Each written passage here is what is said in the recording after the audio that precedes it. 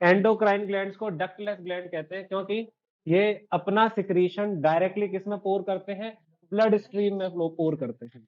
अब सबसे पहला एंडोक्राइन ग्लैंड हमें पढ़ना है, दैट इज पिट्यूटरी ग्लैंड, जिसको मास्टर ग्लैंड भी कहते हैं। कहाँ पाया जाता है, ब्रेन के बेस पे। वैसे मैं बताऊं तो हमारा मिड ब्रेन जो होता है, ठीक है, उसका पार्ट होता है कौन, पिट्यूटरी ग्लैंड। याद रखिएगा, मिड ब्रेन का हिस्सा होता है हाइपोथैलेमस के नीचे पाया जाता है। ये तीन तरीके के, आपके सिलेबस के हिसाब से तीन तरीके के हार्मोन निकालता है, ठीक है। इसमें सबसे पहला है ग्रोथ हार्मोन, हमारी बॉडी की ग्रोथ को डिफाइन करता है, हेल्प करता है। तो लिखा है स्टिमुलेट। देखो स्टिमुलेट वर्ड आ जाए, ट्रॉपिक वर्ड आ जाए, उसका मतलब होता है दूसरे को गाइड करने वाला। ये नहीं करेगा कि शरीर की ग्रोथ करवाएगा, ये बाकी ग्लैंड से, बाकी ऑर्गन से बोलेगा कि शरीर की ग्रोथ करवाओ, ठीक है, उन्हें मैसेज देगा। इसीलिए मास्टर बोला जा रहा है कि दूसरे ग्लैंड्स को कंट्रोल करता है ये, ठीक है।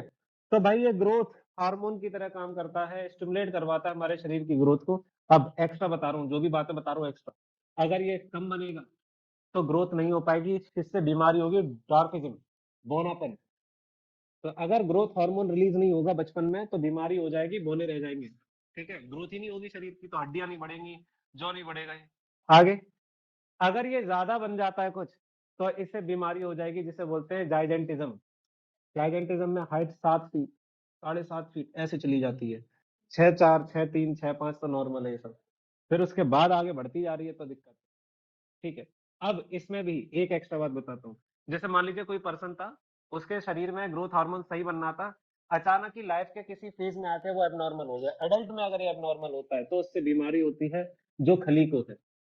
खली के बचपन में दिक्कत नहीं थी, खली जब बड़ा हुआ है तब उसके शरीर में जो ये ग्लैंड है उसने ज्यादा ग्रोथ हार्मोन बनाया, तो उसकी हड्डी, उसके जौ तो बड़े हो गए पर उसका हार्ट बड़ा नहीं हो पाया।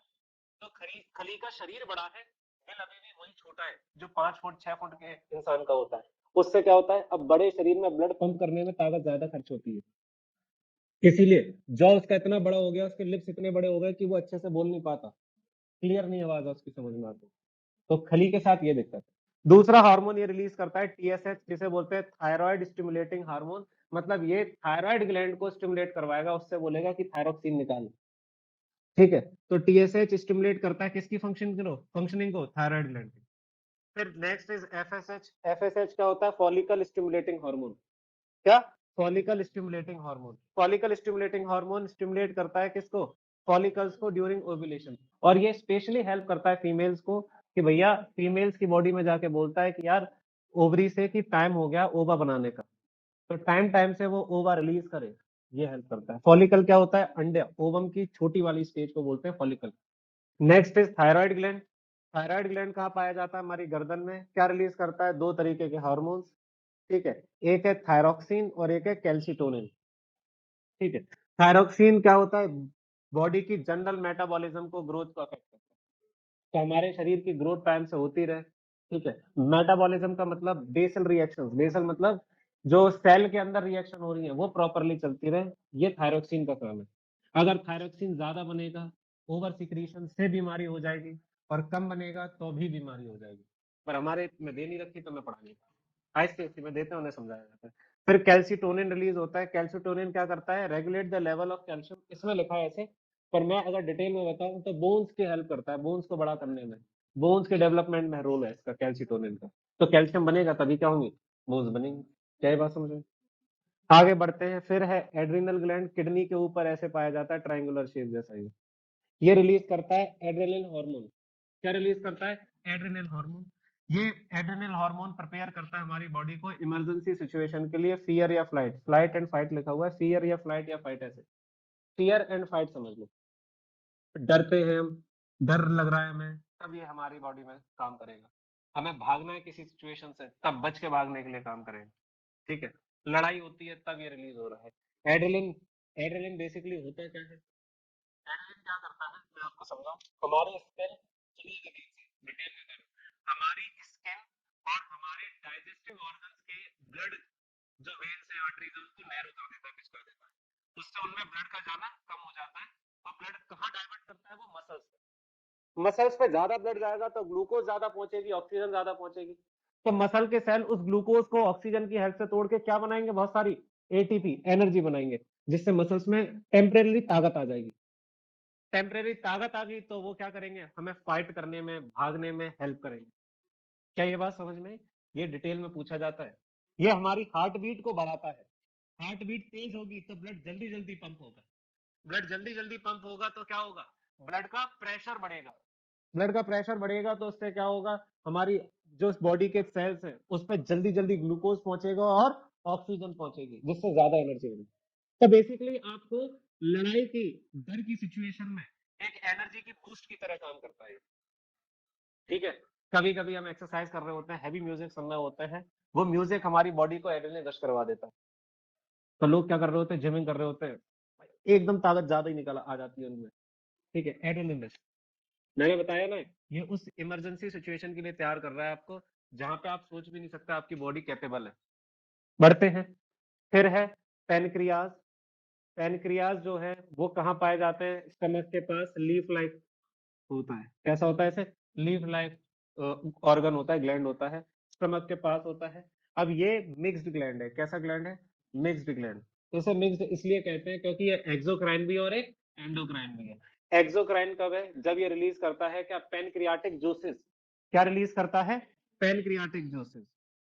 जानते हैं ना, पेनक्रियाटिक जूसेस जो है वो स्मॉल इंटेस्टाइन के डुओडेनम वाले हिस्से में जाएंगे और वहां पे फूड का डाइजेशन में हेल्प करेंगे। अरे हाँ या ना बोलो। और ये एंडोक्राइन की तरह काम कर रहा है यहाँ पे। तो भाई पेनक्रियाज में कुछ सेल्स होते हैं, स्पेशल सेल्स होते हैं। ठीक है, ये स्पेशल सेल्स रिलीज करते हैं एक हार्मोन जिन्हें कहते हैं insulin. Insulin directly blood stream में जाता है और ये कंट्रोल करता है ब्लड के अंदर शुगर के लेवल को। अब कैसे कंट्रोल करता है, हमने कुछ भी खाया, चाय पी, ब्रेड खाई, कुछ भी खाया, हमारे शरीर में अचानक ही शुगर का लेवल बढ़ता है। अब शुगर नॉर्मली 120 के आसपास होनी चाहिए। अब शुगर का लेवल अगर 120 से ज्यादा होता है, 200, 250, 300 जा रहा है, तो अब ब्रेन में, बॉडी में एकदम अलार्मिंग सिचुएशन होती है, इंसुलिन बनना स्टार्ट होता है तुरंत। और ये क्या कहता है लिवर से, तुरंत इस ग्लूकोज को, एक्स्ट्रा ग्लूकोज को ग्लाइकोजन में कन्वर्ट कर और स्टोर कर ले। तो ये लिवर के सेल से कहता है कि इस शुगर को, दो काम हो सकते हैं, या तो लिवर से कहेगा इस शुगर को, ग्लूकोज को कन्वर्ट कर किसमें, ग्लाइकोजन में और स्टोर कर ले, या फिर ये मसल से कहेगा जल्दी से शुगर को तोड़ो और एनर्जी बनाओ। हमें ग्लूकोज का लेवल क्या करना है, कम करना है, जब इंसुलिन ज्यादा बनता है तब। और जैसे ही 120 से शुगर का लेवल धीरे धीरे कम आता है, एकदम सिचुएशन होती है, हार्मोन्स बनना बंद हो जाता है, इंसुलिन बनना कम हो जाएगा या बंद हो जाएगा, जिससे शुगर का लेवल बहुत ज्यादा कम ना हो जाए। अगर शुगर का लेवल कुछ मिनट के लिए भी बहुत कम चला गया, बॉडी कोमा में जा सकती है, डेथ हो सकती है। तो तुरंत इंसुलिन का बनना कम हो जाता है। क्या ये बात समझ में आई? आगे बढ़ते हैं। अब इसके बाद नेक्स्ट है, मेल्स के केस में पाए जाते हैं टेस्टिस। अब देख भाई, मैंने पढ़ाया था जब रिप्रोडक्टिव सिस्टम, तब बताया था, क्या बताया था, टीईएस टीआईएस लिखा है तो एक टेस्टिस है और ईएस हो जाता है लास्ट में। आईएस की जगह क्या आ जाए, ईआईएस, ईएस, तो वो क्या हो जाएगा, प्लूरल हो जाएगा। ठीक है, तो हम टेस्टिस एक की बात कर रहे हैं इस समय, काम दोनों का सेम है। कहाँ पाए जाते हैं, स्क्रोटम में। क्या रिलीज करते हैं, टेस्टोस्टेरोन। टेस्टोस्टेरोन तो क्या है, हार्मोन है। इसके अलावा ये मेल गैमीट भी रिलीज करते हैं। उस मेल गैमीट का क्या नाम है, स्पर्म। उस मेल गैमीट का नाम है स्पर्म। तो ये रिलीज कर रहे हैं टेस्टोस्टेरोन। स्पर्म का प्रोडक्शन होता है, जिससे क्या बनेंगे, सेकेंडरी सेक्सुअल कैरेक्टर्स बनेंगे, कब, प्यूबर्टी के दौरान। आगे बढ़ते हैं। इसके बाद अब है फीमेल में। अब मेल में तो टेस्टिस थे, उसी की जगह फीमेल में आ जाते हैं आपके क्या, ओवरी। अब ओवरीज क्या काम करती है उसके बारे में बात करेंगे। तो फीमेल के केस में ओवरी होती है, यूट्रस के पास पाई जाती है। अब जैसा आईसीएससी में पढ़ाते हैं, तो फीमेल की बॉडी वेस्ट से, वेस्ट के नीचे ब्रॉड क्यों होती है, यूट्रस का साइज बड़ा होता है, जिससे वो आगे जाके बेबी को उस जगह पे रख पाए। तो उसकी पेल्विक बोन जो होती है वो क्या हो जाती है, थोड़ी चौड़ी हो जाती है, इधर हो जाती है, जिससे वेस्ट कमर से नीचे वाला हिस्सा बड़ा हो जाता है, जिससे वो अच्छे से क्या कर पाए, बेबी को रख पाए। अगर वो छोटी रहेगी तो बेबी को जगह नहीं मिलेगी, बेबी ग्रो नहीं कर पाएगा। तो देखो बायोलॉजी बहुत ही गजब है, पढ़ने वाली बात है, और कौन पढ़ा रहा है, कैसे पढ़ा रहा है। आगे, यूट्रस के पास होती है। अब ओवरीज दो तरीके के हार्मोन रिलीज करती है, एक है एस्ट्रोजन और एक है प्रोजेस्टेरोन। ठीक है, एस्ट्रोजन तो क्या करती है, एग का प्रोडक्शन, एग मतलब अंडा, वो वाला जो खाते हैं।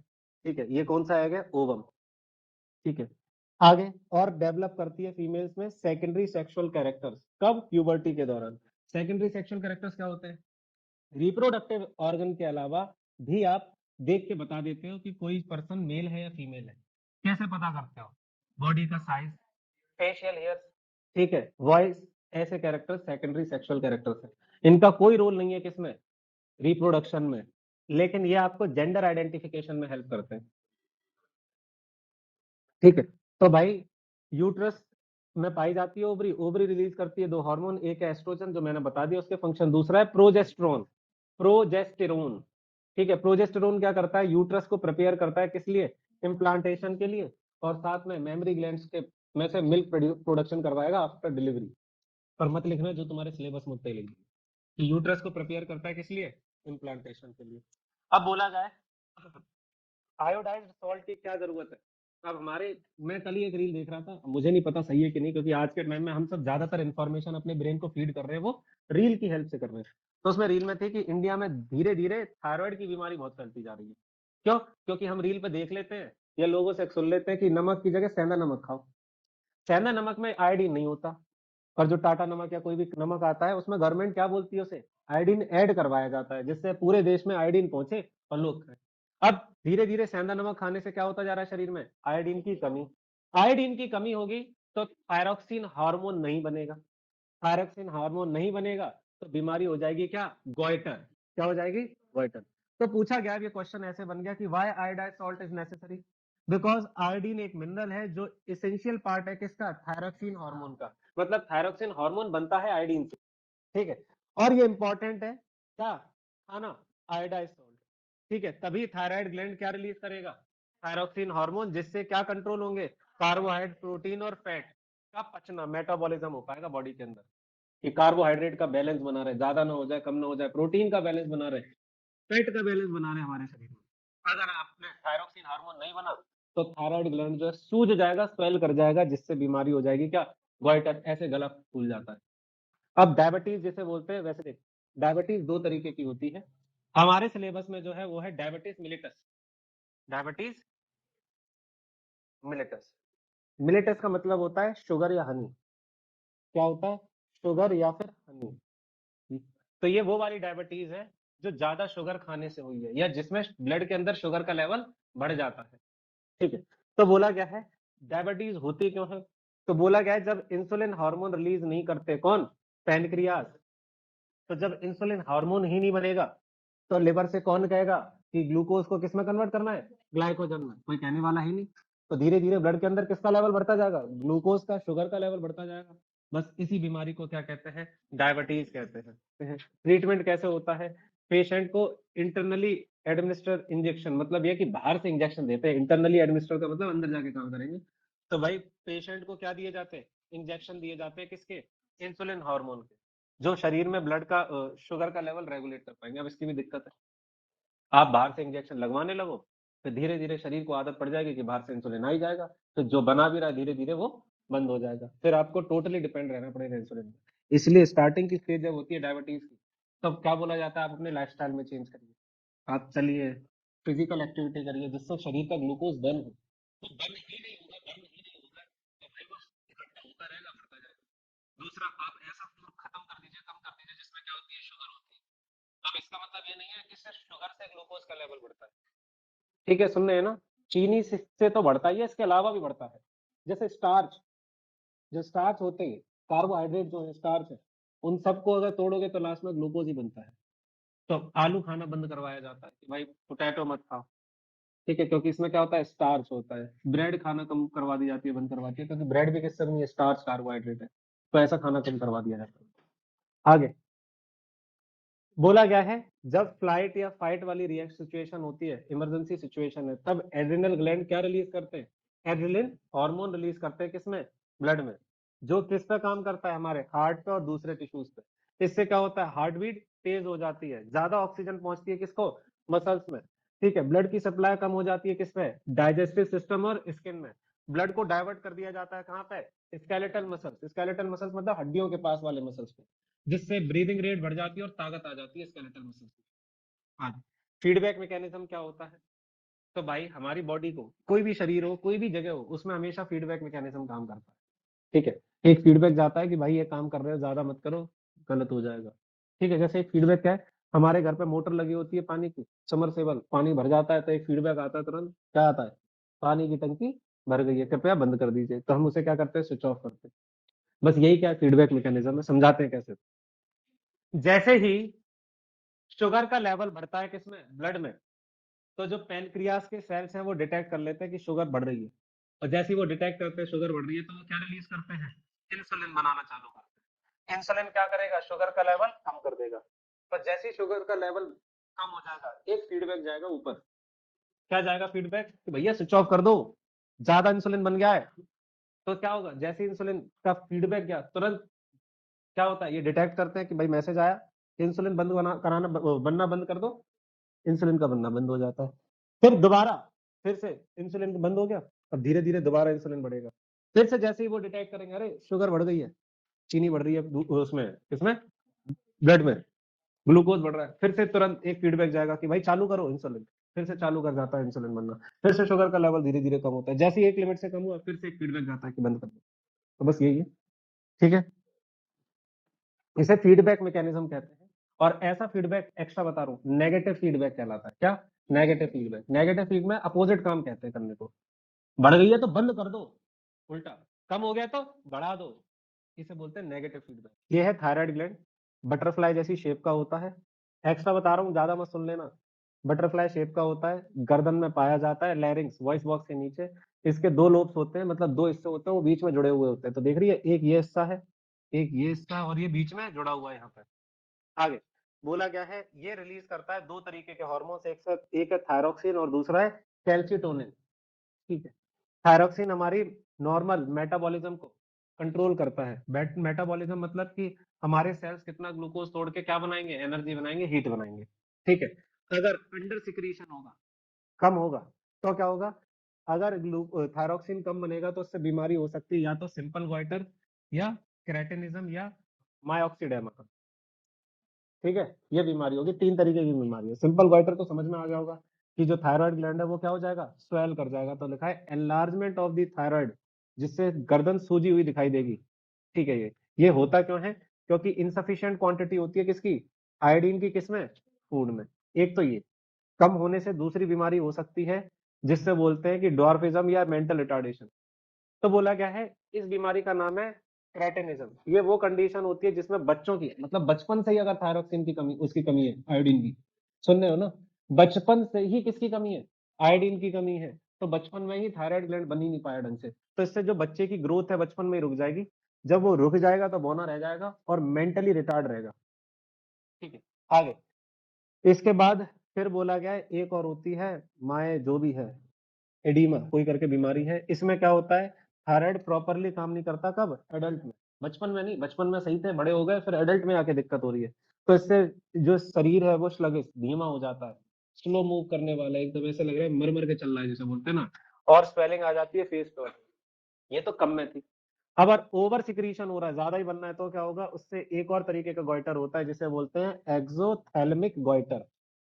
एक्सोथैल्मिक गोइटर होता है, इतना ही पढ़ो, ज्यादा मत। इसमें क्या होता है, प्रोट्रूडिंग आइज, आंखें एकदम ऐसी लगती है जैसे बाहर निकलने वाली है, गिर जाएंगी। तो भाई मेटाबॉलिक रेट बढ़ जाती है, जिससे हद से ज्यादा क्या हो रहा है, ग्लूकोज टूट रहा है, तो हार्ट बीट क्या हो जाएगी, तेज, सांस फूलने लगेगी, आइज बाहर निकलने लगेगी, और गोइटर गला सूजा हुआ दिखाई देगा। पर ये जो बीमारी बोल रहा है वो ये है, अगर ज्यादा ही ग्रोथ हो जाती है एड्रिनल कॉर्टेक्स की, अभी एड्रिनल ग्लैंड का एक हिस्सा है, ठीक है, किसमें, मैच्योर वुमेन में। तो एक वुमेन सही लाइफ में चल रहा था, किसी कारण जो उसका एड्रिनल ग्लैंड है वो डिस्टर्ब हो गया, कोई दिक्कत होगी, कैंसर बन गया, कुछ भी हो गया, तो उसके अंदर क्या डेवलप हो जाएंगे, मेल कैरेक्टरिस्टिक, जैसे मूछें आ जाएंगी, बियर्ड आ जाएगी, और भारी आवाज हो जाएगी। इस बीमारी को नाम कहते हैं एड्रिनल विरिलिज्म। और इसी का अपोजिट है, अगर ओवर ग्रोथ हो जाए किसकी, मैच्योर मैन में, इस एड्रिनल कॉर्टेक्स की, तो क्या डेवलप हो जाएंगे, फीमेल कैरेक्टर, जैसे कि उसके जो ब्रेस्ट है वो बन जाएगी। तो मैंने पढ़ाया है आपको, मेल्स फीमेल्स दोनों पे मेमोरी ग्लैंड होते हैं। मेल्स में वो इनएक्टिव रहते हैं तो वो ब्रेस्ट में डेवलप नहीं होते, फीमेल्स में वो एक्टिव हो जाते हैं तो वो ब्रेस्ट बन जाती है। पर अगर ये हार्मोन रिलीज होने लगते हैं तो मेल्स में वो ब्रेस्ट की फॉर्म ले लेता है। ये है एड्रिनल कॉर्टेक्स। एड्रिनल ग्लैंड ये किडनी के ऊपर होता है, देखने में ऐसा होता है, इसमें बाहर की लेयर ये होती है कॉर्टेक्स, और बीच की लेयर होती है ये वाली मेडुला।